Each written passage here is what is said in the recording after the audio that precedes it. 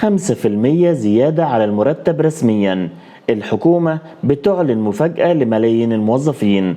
يا ترى في ايه في البلد بيخلي الأخبار الحلوة تطلع علينا فجأة كده؟ الأيام دي مليانة مفاجآت، والمرة دي المفاجأة تخص ملايين الموظفين في الجهاز الإداري للدولة. تخيل كده وانت قاعد في شغلك يجيلك خبر يفتح النفس، خبر عن ترقية وزيادة في المرتب. دي مش مجرد أرقام، دي لمسة أمل بتحرك سكون السنين اللي فاتت في خطوة جديدة، وكأنها لفتة كريمة من الدولة عشان تطمن ولادها. وافق مجلس الوزراء النهاردة برئاسة الدكتور مصطفى مدبولي على مشروع قرار مهم جدا. القرار ده هيخلي الموظفين اللي كملوا المدة القانونية للترقية يترقوا لمستوى وظيفي أعلى مباشرة، وده هيكون بداية من 1 يوليو 2025. يعني في ناس كتير هتصحى على خبر ترقية، ودي لوحدها حاجة تفرح القلب. القرار ده مش عشوائي، ده نظام جديد بيبص للموظفين اللي أتموا مدد معينة في مستواهم الوظيفي لحد 30 يونيو 2025 كأنها مكافأة على صبرهم واجتهادهم.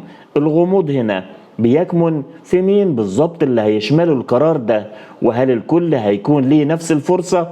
أيوة، القرار بيقول جميع الموظفين، وده بيخلي في أمل كبير منتشر في كل المكاتب. المفاجأة مش بس في الترقية، لا، في حاجة تانية هتطمن جيوب الناس. الموظف اللي هيترقى هياخد الأجر الجديد للوظيفة أو مرتبه القديم مضاف ليه 5% علاوة ترقية من أجره في 30 يونيو 2025، وهيختار الأكبر فيهم. دي خطوة حاسمة عشان محدش يحس إنه اتظلم ماديا بسبب الترقية، كأنها دفعة معنوية ومادية في نفس الوقت. ولسه الخير مخلص، القرار فيه كمان حافز شهري لشاغلي وظائف كبير والمستوى الأول اللي أمضوا في وظائفهم 3 سنين على الأقل. الحافز ده هيتراوح ما بين 100 ل 150 جنيه شهريا، مبلغ ممكن يكون بسيط لكتير بس قيمته المعنوية كبيرة، وكأنه تقدير للمجهود والخبرة.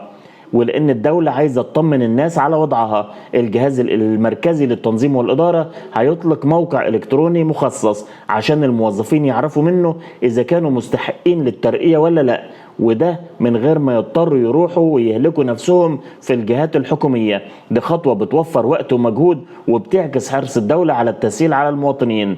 النهاردة واحنا بنستقبل الأخبار دي ومع تهنئة رئيس الوزراء بقرب راس السنة الهجرية، بندعي ربنا ان بلدنا يفضل في استرخاء واستقرار، وان الخير ده يعم على كل الناس.